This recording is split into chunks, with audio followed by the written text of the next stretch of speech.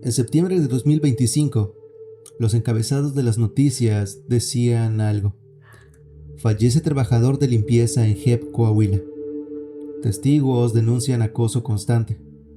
Le ponchaban la bicicleta, le escondían la comida. La empresa niega acoso laboral. No hay detenidos. Carlos Gurrola, de 47 años, falleció después de permanecer 19 días hospitalizado debido a la ingesta de desengrasante industrial. Según los reportes, sus compañeros habrían colocado la sustancia en su bebida a modo de broma. Una broma. Esa palabra siempre me ha parecido extraña cuando se utiliza para describir algo que causa dolor. Cuando leí aquella noticia no pensé en el desengrasante, pensé en la comida escondida, en las llantas ponchadas, en las risas de un grupo mientras alguien más sufría. Pensé en algo que, aunque ocurrió muchos años atrás, conocía demasiado bien. Muchas veces regreso a recuerdos de mi infancia que no fueron precisamente agradables. Burlas, golpes, humillaciones frente a otras personas. Momentos donde ser diferente parecía suficiente motivo para convertirse en el objetivo de alguien más. Antes de continuar, quiero aclarar algo. No cuento estas experiencias para presentarme como una víctima o para romantizar el sufrimiento. El dolor no vuelve especial a una persona ni convierte las heridas en algo bueno. Lo cuento porque esos momentos forman parte de una pregunta que durante años me han acompañado. ¿Por qué las personas somos capaces de hacer daño a otros? Cuando pienso en el comportamiento humano, intento observar mi entorno y comprender por qué actuamos como actuamos. No porque crea que entender significa justificar, sino porque creo que conocer nuestras propias sombras es necesario para evitar repetirlas. Personas que se ríen de otras, personas que humillan, personas que hacen sentir menos a alguien por ser diferente.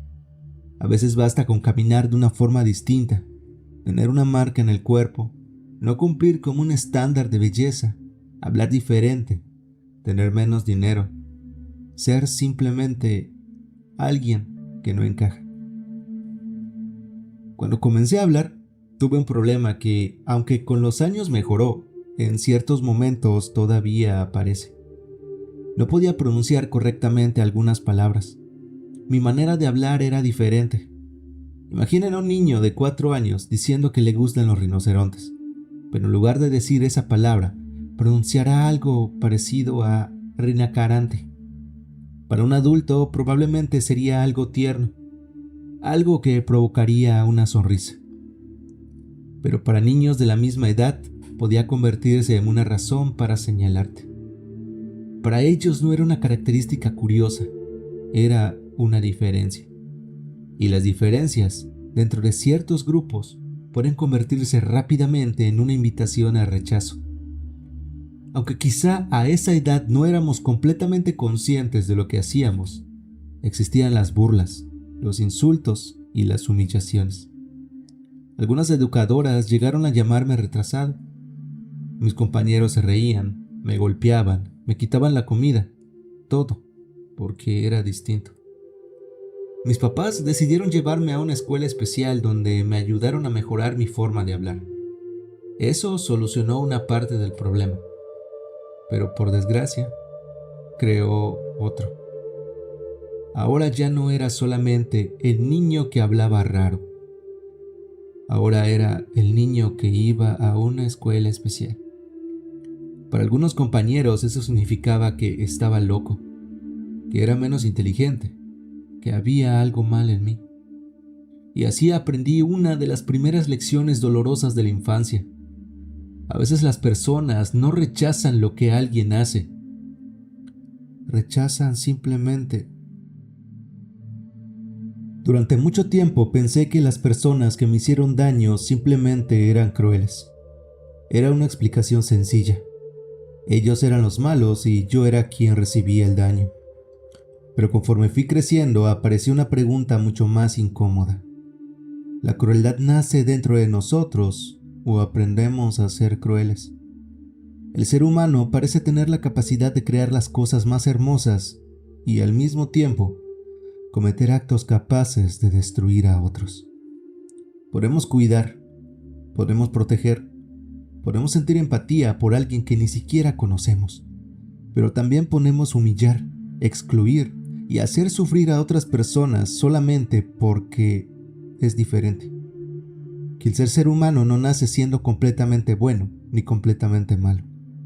Quizá nacemos con la capacidad de hacer ambas cosas, y son nuestras experiencias, nuestra educación y las decisiones que tomamos a lo largo de nuestra vida las que van formando la persona en la que nos convertimos. Tenemos la capacidad de cambiar, pero también es cierto que aquello que hacemos deja una marca en nosotros. Después del jardín de niños, las cosas no mejoraron. En primaria comenzaron nuevas razones para convertirme en el objetivo de las burlas. Siempre fui muy delgado para mi edad. Además, tenía un problema en las rodillas que hacía que mi manera de caminar fuera diferente. En ese momento yo no entendía por qué caminaba así. Solamente sabía que los demás lo notaban. Y cuando un grupo de niños nota una diferencia, muchas veces busca convertirla en una característica que pueda usar para señalarte. Se reían de mí. Me ponían apodos que, con el paso de los años, incluso olvidé. Pero no olvidé cómo me hacían sentir. Nadie me defendía. Nadie decía nada. Todos parecían unirse a esa pequeña sociedad donde la crueldad era aceptada. Y aún así, yo seguía buscando estar cerca de ellos. Seguía intentando formar parte del grupo. Seguía caminando junto a personas que muchas veces me hacían daño. ¿Por qué? Porque aunque parezca contradictorio, los seres humanos no solamente buscamos sobrevivir, también buscamos pertenecer. Y para un niño, pertenecer puede sentirse más importante que cualquier otra cosa. Durante miles de años, nuestros antepasados sobrevivieron formando grupos. Estar solo significaba estar más vulnerable. Un individuo separado del grupo tenía menos posibilidades de conseguir alimento, protección o ayuda. Nuestro cerebro evolucionó entendiendo algo muy básico. Pertenecer era igual a seguridad. Por eso, incluso en la actualidad, el rechazo social puede sentirse como una amenaza. Algunas investigaciones han encontrado que el rechazo puede activar zonas cerebrales relacionadas con la sensación de dolor, mostrando que para nuestro cerebro, la exclusión no es una experiencia pequeña. Un niño no suele pensar, este grupo no me trata bien, debería alejarme. Su pensamiento suele ser mucho más simple. Si me voy, ¿con quién voy a jugar? ¿Quién va a querer estar conmigo? ¿Y si nadie me acepta? Ese miedo puede ser tan grande que una persona termina aceptando cosas que, vistas desde afuera, parecen imposibles de comprender. Puede pensar, me insultan, se burlan de mí, a veces me lastiman. Pero aún así, llegar a una conclusión. Al menos pertenezco a algún lugar. Y fue ahí donde aprendí una de las cosas más difíciles de aceptar. A veces una persona no permanece en un lugar porque sea feliz. Permanece porque tiene miedo de quedarse sola. Con el tiempo, el maltrato puede comenzar a sentirse normal. La persona empieza a creer que así funcionan las amistades, que así funciona el cariño. Incluso puede llegar a pensar que merece ese trato. Y aunque sea doloroso aceptarlo, eso no solamente ocurre en la infancia. Muchos adultos permanecen en relaciones donde son minimizados, ignorados o lastimados porque existe un miedo más grande detrás. La posibilidad de perder aquello que creen que los mantiene acompañados. Para pertenecer, debes aceptar ciertas reglas. Reglas que no están escritas. Nunca nadie dijo, si quieres estar aquí, tienes que lastimar a alguien más. Pero de alguna forma, todos parecen entenderlo. La atención podía cambiar de dirección. El grupo necesitaba a alguien sobre quien reír. Y si no eras tú, podía ser alguien más. Había una niña en mi salón que para los demás era un blanco todavía más fácil que yo. Era mujer y estaba enfrentando cambios físicos antes que algunos de nosotros. Le creció el busto cuando estábamos en cuarto grado. Para nosotros, que éramos niños, aquello se convirtió en una razón para señalarla. Se reían de ella, le insultaban, le decían cosas que ahora, recordándolo como adulto, me parecen crueles para cualquier persona, pero todavía más para una niña. Alguna vez me senté junto a ella y tuve la oportunidad de hablar. Me pareció una niña agradable, amable y linda. Ese día llevé unos pequeños dinosaurios que mis papás me habían regalado por el Día del Niño. Eran de esos juguetes que venían en pequeñas bolsas con diferentes colores: rojos, azules, amarillos, verdes. Los había llevado escondido porque no estaba permitido llevar juguetes a la escuela. Entonces, llegó la hora de recreo. En lugar de salir al patio, me quedé con ella dentro del salón mientras jugábamos. Por un momento, simplemente éramos dos niños jugando. Sin apodos, sin burlas, sin miedo. Entonces, entró el acosador del salón. Nos vio, sonrió y gritó. Corrió a decirle a todos. La niña comenzó a llorar y yo intenté tranquilizarla. Recuerdo haberle dicho algo muy parecido a: ¿tiene algo de malo que digan que somos novios? Eres bonita. Sigamos jugando. En mi mente de niño pensé que podía ayudarla, que podía hacerle entender que no había nada malo en ella, y por un momento funcionó. Pero no para el salón. Los demás llegaron riendo. Es increíble pensar ahora en la cantidad de insultos y palabras crueles que niños de 9 años pueden decir. La niña volvió a llorar. Entonces entró la profesora. Pensé, ahora, al fin, alguien hará algo. Ella había escuchado, había visto las lágrimas, había visto lo que estaba ocurriendo, pero no preguntó jamás qué había pasado. No reprendió a nadie, no intentó detener las burlas. Simplemente tomó mis dinosaurios. Yo fui reprendido. Los juguetes están prohibidos. Se los llevó y continuó con la clase. Recuerdo haber sentido una decepción extraña, como si aquellas pequeñas piezas de plástico hubieran tenido más importancia que las lágrimas de una niña que solamente quería jugar y tener un amigo.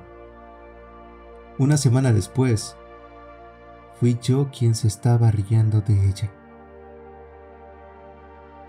Seguí una burla junto al acosador del grupo.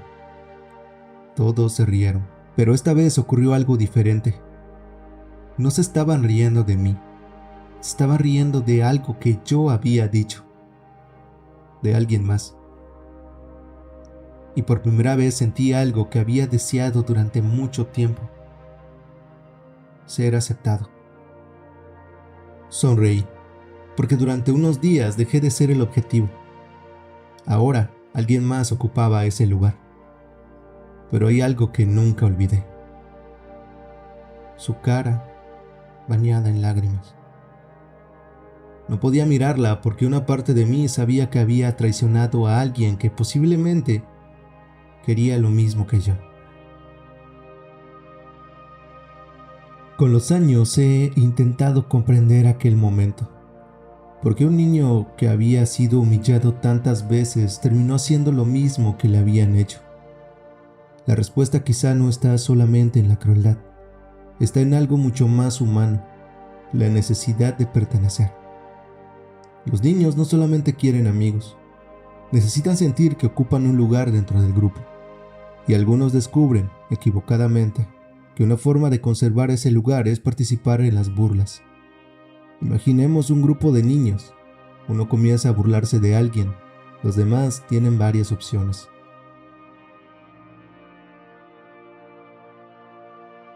Muchas veces se elige la tercera opción porque, de manera inconsciente, el cerebro interpreta algo parecido a esto: si me uno al que tiene poder, es menos probable que el siguiente objetivo sea hecho. No siempre se trata de disfrutar el sufrimiento de alguien más. A veces se trata de miedo. Miedo a volver a estar abajo. Miedo a volver a ser el rechazado. Miedo a volver a ser aquel niño que caminaba diferente, que hablaba diferente o que simplemente no encajaba. Los seres humanos somos una especie social. Vivimos en grupos y dentro de esos grupos aparecen posiciones, influencias y formas de obtener reconocimiento. En la escuela, el niño que logra hacer reír a todos, decidir los juegos o llamar la atención, puede obtener algo muy valioso: estatus. Y el estatus trae recompensas. Por eso, para algunos niños, humillar a otra persona se convierte en una forma de demostrar poder frente a los demás. No es tan diferente de algunos adultos que ridiculizan a un compañero durante una reunión para parecer más inteligentes frente al resto. La edad cambia, la necesidad humana detrás permanece. Algo interesante es que muchos niños que ejercen violencia no se comportan igual cuando están solos. ¿Por qué? Porque muchas veces el comportamiento no está dirigido únicamente hacia la persona que recibe la agresión. Está dirigido hacia quienes observan. La víctima se convierte en un escenario donde alguien intenta demostrar algo. En público, muchas conductas pierden sentido, porque el objetivo no siempre es hacer sufrir. A veces es ser visto. A veces pienso en aquellos pequeños dinosaurios que desaparecieron hace tantos años. Durante mucho tiempo creí que simplemente había perdido unos juguetes. Ahora entiendo que aquel día perdí algo mucho más importante: la inocencia de creer que siempre sabría distinguir entre quienes hacen daño y quienes reciben el daño. Porque la vida me enseñó algo más complejo. Algunas veces somos la persona que sufre. Algunas veces somos quienes observan y permanecen en silencio.